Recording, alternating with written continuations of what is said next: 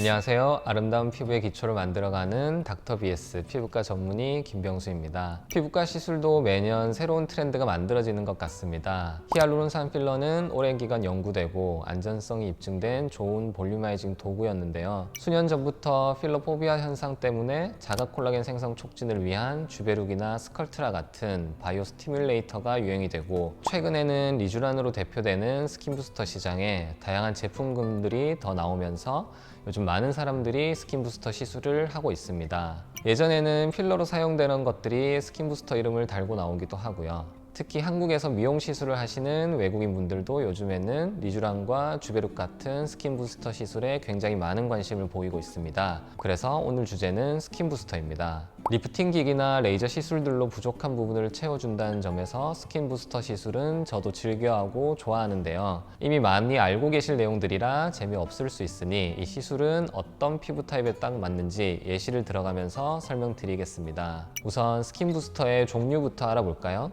크게 6가지로 나누어 봤습니다. 스킨 보톡스는 엄밀히 말하면 포함이 안 되어야 하지만 시술 방법과 효과가 스킨 부스터와 비슷하기 때문에 같이 묶었습니다. 또한 엑소점은 없는데요. 피부에 직접 주입하는 것이 불법이기 때문에 포함하지 않았습니다. 우선 첫 번째로 히알루론산 성분입니다. 과거에는 물광 주사를 많이 했었죠. 그 물광 주사의 주된 성분이 히알루론산입니다. 과거에는 닭벼슬에서 추출하기도 했었는데 최근에는 미생물 발효를 통해 그 원료를 얻고 있습니다.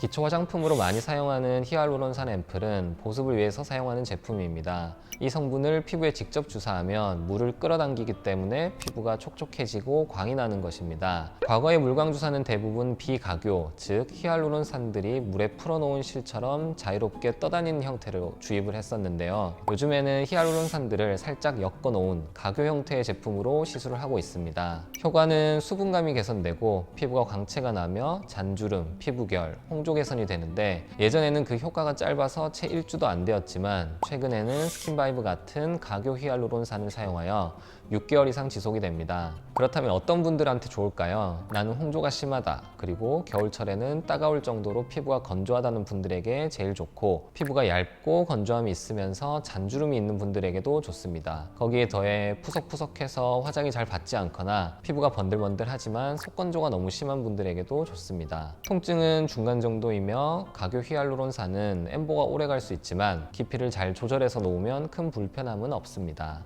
두 번째로 PDRN과 PN 성분입니다. 아마 가장 유명한 스킨 부스터이죠. 리쥬란의 구성 성분이 PN입니다.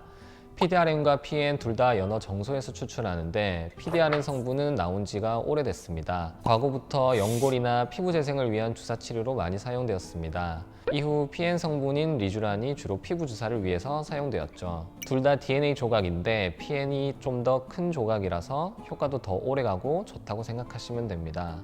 효과는 쉽게 설명드리면 피부가 재생하는 것인데, 염증성 피부 질환에서 항염 효과가 있고 수분감이 개선되고 환해지고 탄력이 좋아진다고 느끼시는 분들도 많습니다. 어떤 분들한테 좋을까요? 가장 좋은 타입은 피부가 쉽게 붉어지고 트러블이 잘 나고 잘 뒤집어지는 예민하고 민감하거나 건조한 피부입니다. 특별한 불편함이 없지만 전반적으로 피부가 좋아졌으면 좋겠다는 분들에게도 좋습니다. 예방적으로 피부 관리를 위해서 맞는 분들도 많죠. 통증은 피부과 시술 중에 손에 꼽을 정도로 심합니다. 또한 엠보 현상이 주입 깊이에 따라 다르지만 수일간 있을 수 있습니다. 조금 더 편하게 맞기 위해 히알루론산을 섞거나 리쥬란 HB나 리쥬란 I를 선택하는 경우도 있습니다. 세 번째로는 바이오 스티뮬레이터입니다. 주베룩으로 대표되는데 최근에는 PDO나 PCL 성분으로 된 제제도 쓰이고 있고, 예전에 필러로 쓰이던 레디어스도 스킨 부스트로서 주목받고 있습니다. 성분은 다르지만 공통된 목적은 피부의 섬유 아세포를 자극하여 콜라겐을 생성하는 것입니다. 그 외에 부가적인 효과를 위한 것들도 있긴 하지만요. 그럼 어떤 분들에게 사용할까요?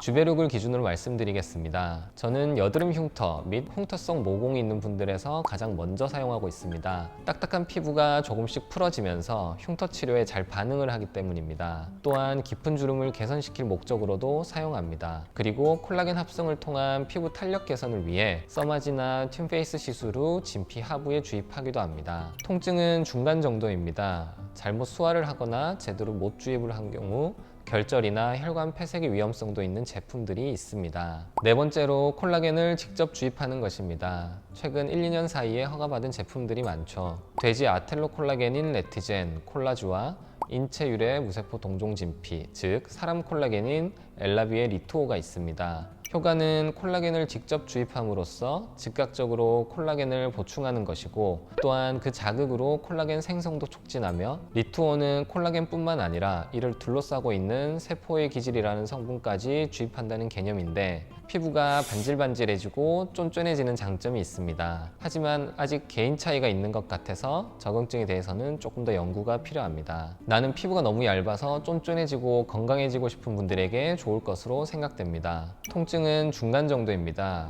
레티젠과 콜라주 같은 경우 알러지 반응의 가능성이 상대적으로 빈번하고, 엘라비의 리투오는 인체 유래 성분이라 알러지 반응이 매우 적습니다. 마지막으로 PRP, 줄기세포 주사입니다. 이 부분은 할 이야기가 많기 때문에 다음 영상으로 따로 준비했습니다. 간단히 설명을 드리자면, 줄기세포 피부 주사는 염증 완화, 피부 전반적인 노화를 개선하는 데 매우 효과적입니다. 어떤 분들에 좋을까요? 홍조 및 주사가 심한 분, 그리고 늙기 싫고 노화를 예방하고 싶은 분, 볼륨이 부족한 곳을 자연스럽게 채우고 싶은 분, 다른 스킨 부스터로 효과를 못 보셨던 분 등 사용 범위가 굉장히 넓습니다. 통증은 적은 편이고 체열을 제외하면 시술 과정도 간단합니다. 마지막으로 스킨보톡스입니다. 스킨보톡스는 엄밀히 말하면 스킨부스터가 아니지만 그 역할은 비슷하기 때문에 같이 묶었습니다. 보톡스를 묽게 피부 진피층에 국한하여 시술을 하면 모공, 홍조 개선에 매우 효과적이며 리프팅 효과를 보이기도 하고 잔주름에도 탁월합니다.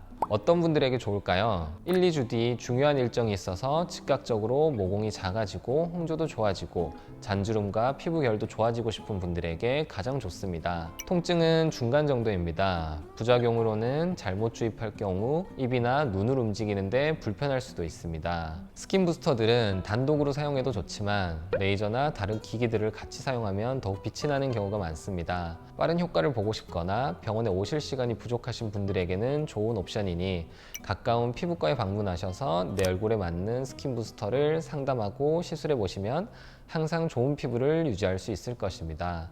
이상으로 닥터비에스 피부과 전문의 김병수였습니다. 감사합니다.